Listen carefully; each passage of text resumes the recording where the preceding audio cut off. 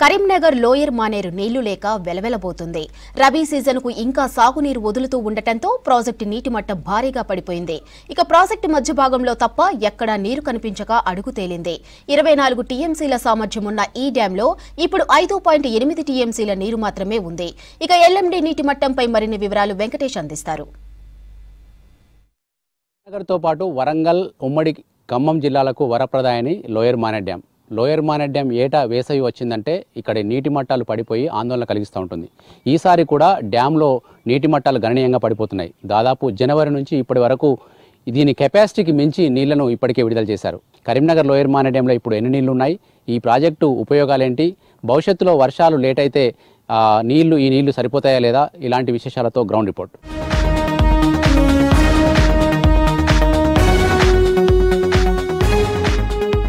Karimnagar lower Maneru dam గేట్ల దగ్గర ఉన్నాం. గేట్ల పై భాగంలో ఉన్న వంతెనపై నుంచి చూస్తే మనకు లోయర్ మానేరు డ్యాం నీరు చూడొచ్చు, ఎంత ఉందో చూడొచ్చు. అదేవిధంగా మరొక వైపు గేట్ల దిగువ భాగం ఉన్న ఎండిపోయిన ప్రాంతం కూడా చూడొచ్చు. అయితే ఇప్పుడు మనం ప్రజెంట్ చూస్తున్న లోయర్ మానేరు డ్యాంలో ఈ రోజు వరకు ఉన్న లెక్కలు చూస్తే 5.81 టీఎంసీల నీరు మాత్రమే ఇందులో ఉంది. ప్రజెంట్ పైన ఉన్న ఈ మానేరు నదికి పైన, ఇదే ప్రాజెక్టుకు పైన మధ్యలో మానేరు మధ్య భాగంలో నిర్మించిన మిడ్ మానేరు నుంచి కేవలం 3000 క్యూసెక్ల నీటిని ఇందులోకి వదులుతున్నారు. ఎందుకు అంటే ఇప్పుడు ఏప్రిల్ మాసం ప్రారంభమైంది.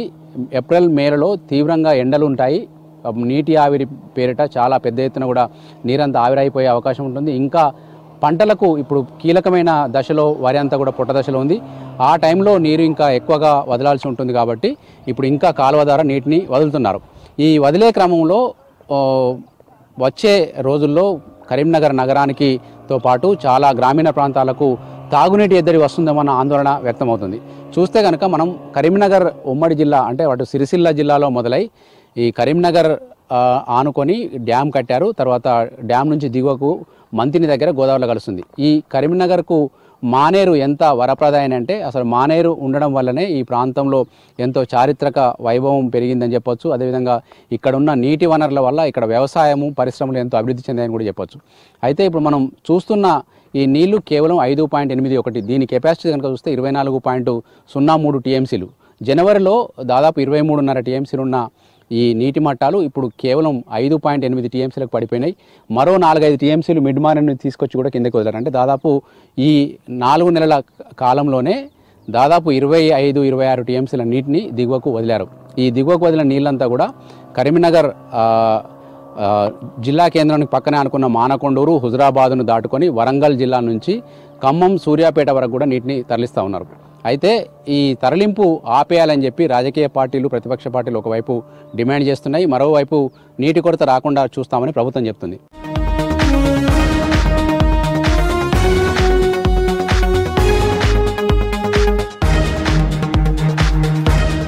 ఈ లోయర్ మానేరు డ్యాం కనుక చూసుకుంటే శ్రీరామ్ సాగర్ ప్రాజెక్టుకు అనుబంధంగా దీన్ని నిర్మించారు. శ్రీరామ్ సాగర్ ప్రాజెక్టు నుంచి కాకతీయ కాలువ ద్వారా కొన్ని నీటిని ఇక్కడ తరలించి ఇక నిల్వ చేసి ఈ ఉమ్మడి కింద కరీంనగర్ దిగువ ప్రాంతాలతో పాటు వరంగల్ జిల్లాల వరకు కూడా నీటిని తరలించాలనేది అప్పటి లక్ష్యం. కానీ మనకు శ్రీరామ్ సాగర్ ప్రాజెక్టు నుంచి వచ్చే నీళ్లు కాకుండా వర్షాకాలంలో ఈ ప్రాజెక్టులోకి క్యాచ్మెంట్ ఏరియా ద్వారా కూడా కొంత నీరు వస్తుంది. మనకు ఉస్నాబాద్ సైడ్ నుంచి వచ్చే మోయతుమ్మెద వాగు ద్వారా కూడా పెద్ద ఎత్తున వరద నీరు వచ్చి డ్యాంలో చేరుతుంది. కాకపోతే ఎక్కువ శాతం మనకు ఎస్ఆర్ఎస్పి నుంచి నీళ్లు తీసుకొచ్చి దీన్ని నింపేవాళ్ళు. ఎప్పుడైతే మనకు మిడ్ మానేరు అందుబాటులోకి వచ్చిందో మిడ్ మానేరు ద్వారా కూడా ఈ ప్రాజెక్టులోకి గత 5-6 సంవత్సరాలుగా నీళ్లు వచ్చి చేరుతూ ఉన్నాయి. ఈ రెండుతో పాటు మనకు అదనంగా మనకు శ్రీరామ్ సాగర్ ప్రాజెక్టు వరదకాలం నుంచి కూడా మనకు మిడ్ మానేరులోకి నీళ్ళు వస్తాయి. అంటే మిడ్ మానేరులోకి వరదకాలం ద్వారా తెచ్చిన నీళ్లు కూడా ఇక్కడికి తరలించే అవకాశం ఉంది. గరిష్ట సామర్థ్యం 920 అడుగులు. 920 అడుగుల కనుక నీళ్లు చేరితే ఈ ప్రాజెక్టు పూర్తి స్థాయిలో నిండుతుంది. నిండితే 24.03 టీఎంసీల నీళ్లు దీనికి ఫుల్ ట్యాంక్ లెవెల్గా మనకు వస్తుంది. కానీ ఇప్పుడున్నవి కేవలం 5.8 టీఎంసీలు మాత్రమే. దీంట్లో డెడ్ స్టోరేజ్ 2.1 డెడ్ స్టోరేజ్ తీసేస్తే ఇక మిగిలింది దాదాపు 3.8 టీఎంసీల నీరు మాత్రమే ఈ ప్రజెంట్ ఇందులో ఉంది. ఈ 3.7 టీఎంసీల నీటిని రాబోయే 2-3 నెలలు అంటే వర్షాకాలం మనకు జూన్లో ఆరంభమైతే ఓకే, కానీ ఒక్కొక్కసారి కరీంనగర్ వాతావరణ పరిస్థితుల దృష్ట్యా మనకు జూలై, ఆగస్టు వరకు కూడా పెద్ద ఎత్తున వర్షాలు పడే అవకాశం లేదు. అప్పటిదాకా కూడా ఈ ఉన్న నీళ్ళనే మనం సర్దుకోవాల్సి ఉంటుంది.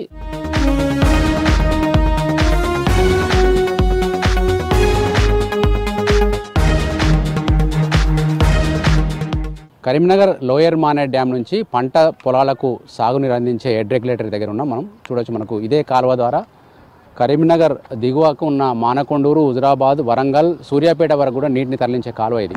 దాదాపు 8,000 క్యూసెక్ల నీటిని తరలించే కెపాసిటీ తోటి ఈ కాలువను నిర్మాణం చేశారు. కాకతీయ కాలువగా దీనికి పేరుంది. లోయర్ మానేర్ డ్యామ్కి ఎస్ఆర్ఎస్పి నుంచి నీళ్లు తెచ్చే కాలువ పేరు కూడా కాకతీయ కాలువనే, కాకపోతే అది ఎడమవైపు ఉంటుంది.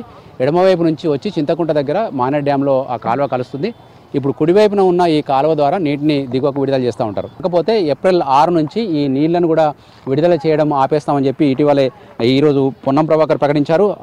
దాని ప్రకారం కనుక మనకు చూస్తే ఏప్రిల్ 6 తర్వాత నీళ్ళ విడుదల ఆగిపోతుంది. దీంతో ఈ ఉన్న నీళ్ళనే మనకు వచ్చే వర్షాకాలం వరకు కూడా ఆపాల్సి ఉంటుంది. ఇప్పుడు హెడ్ రెగ్యులేటరీ గేట్ దగ్గర ఉన్న సిచ్యువేషన్ చూడొచ్చు. మనకు మొత్తం డ్యామ్ అంతా కూడా నీటి మట్టాలు వెనకకి వెళ్ళిపోయి మట్టి అంతా కూడా తేలింది. దీని నుంచి కూడా నీళ్లు ఫ్లో వస్తూ ఉంది లోపలికి. అక్కడ గేట్ ఓపెన్ చేస్తే ఇక్కడ ఇంతకుముందు మనం చూసిన కాలువ ద్వారా కూడా నీళ్లు దిగువకు వెళ్తూ ఉంటాయి. మానేరు డ్యాము ఎండిపోయే అవకాశం ఉందా లేదా, తర్వాత ఇప్పటికే ప్రతిపక్ష నాయకులు అయితే మానేరు డ్యాము ఎండిపోతే కనుక కరీంనగర్ నగరవాసులకు తాగునీటి తిప్పలు వస్తాయని చెప్పి వాళ్ళు ఆందోళన వ్యక్తం చేస్తున్నారు. ఈ క్రమంలో లోయర్ మానేర్ డ్యామ్ ప్రజెంట్ మనం మధ్య భాగంలో ఉన్న నీళ్ళని చూసాం. ఈ చివరిలో హెడ్ రెగ్యులేటరీ దగ్గర ఉన్న పరిస్థితి చూసాం. ఒకసారి ఆ చివరికి వెళ్ళి గతంలో నిండుగా ఉన్నప్పుడు ఎట్లా ఉండేది, ఇప్పుడు ఎట్లా ఉందో ఒకసారి పరిశీలిద్దాం.